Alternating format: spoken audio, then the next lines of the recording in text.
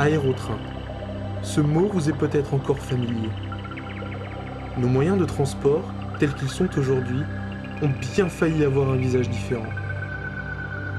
Ça s'est passé en France, au début des années 70. L'aérotrain fut un rêve d'innovation technologique qui fut abandonné pour des raisons politiques et concurrentielles. Les prototypes d'époque ont quasiment disparu. Seuls les premiers véhicules expérimentaux subsistent. Le plus abouti des aérotrains, le chef-d'œuvre de l'ingénieur Bertin, a disparu dans un incendie criminel quelques jours avant d'être placé dans un musée. Ensemble, nous allons voyager dans le temps et au-delà des frontières. Nous partons pour les États-Unis qui, à l'époque, furent intéressés par ce nouveau moyen de transport.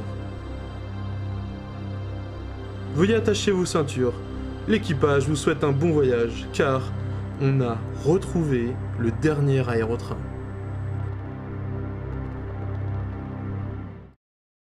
Puisque nous avons quelques heures avant d'arriver dans le Colorado, je vous propose de découvrir le monde des aérotrains, celui d'hier et celui d'aujourd'hui. L'aérotrain est un véhicule glissant sur un coussin d'air au-dessus d'une voie spéciale en forme de T inversée. Son principe de fonctionnement emprunte aussi à la technique du monorail. C'est une invention française de l'ingénieur Jean Bertin qui n'a jamais connu d'exploitation commerciale. En 1966 débute la construction dans l'Essonne d'une voie d'essai de 6,7 km de long entre Gometz-le-Châtel et Limours. L'aérotrain expérimental 01 circule à plus de 200 km/h sur cette voie d'essai. Ce prototype existe toujours aujourd'hui, conservé par les membres de l'association des Amis de Jean Bertin.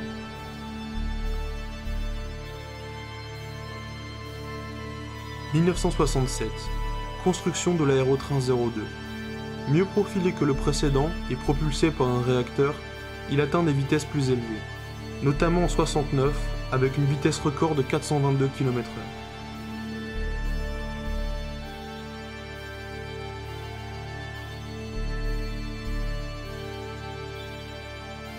L'aérotrain expérimental 02 existe toujours. Il est utilisé lors de manifestations, comme ici au Salon Rétromobile 2008.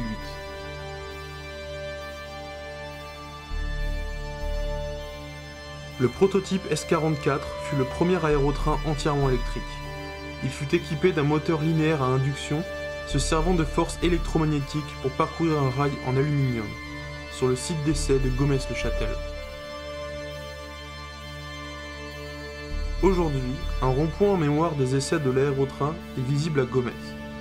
Une œuvre d'art de Georges Solter ainsi qu'une portion du rail original y sont conservées.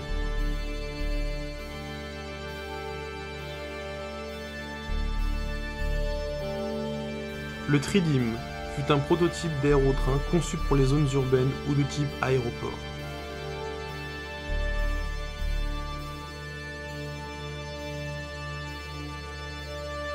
« 1969.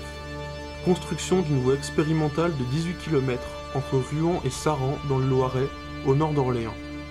Cette voie en viaduc à 5 mètres au-dessus du sol est censée s'inscrire dans une future ligne Paris-Orléans. L'aérotrain interurbain I-80-250 est un véhicule de 26 mètres de long, pesant 24 tonnes et offrant 80 places assises.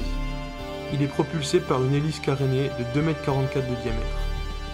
Le freinage est assuré normalement par la réversion de l'hélice et complété par un dispositif de pincement du rail central.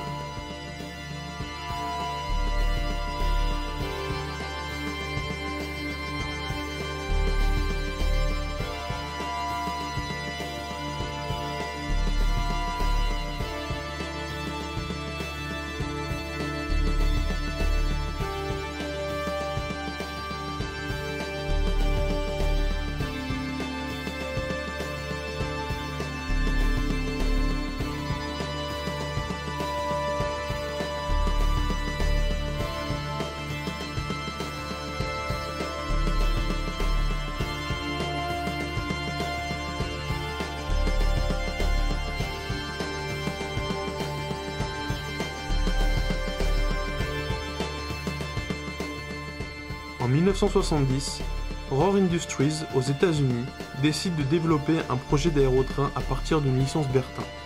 Nous reviendrons un peu plus tard sur cet aérotrain. En 1973, L'aérotrain I-80 subit une modification de son système de propulsion. Suppression de l'hélice carénée pour l'installation d'un turboréacteur.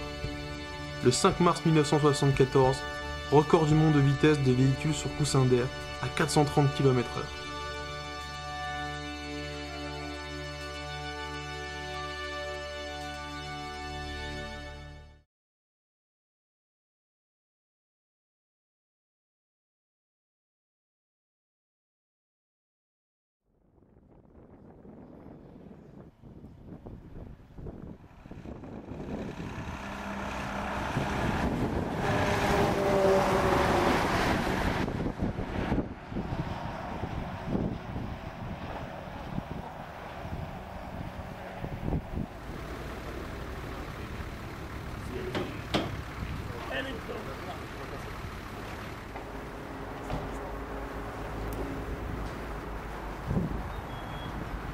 On va enlever la cale de bois alors. Ah non, il y a un autre enfant dessous là-bas. Là. Ah ben oui. Ouais. Une autre traversée.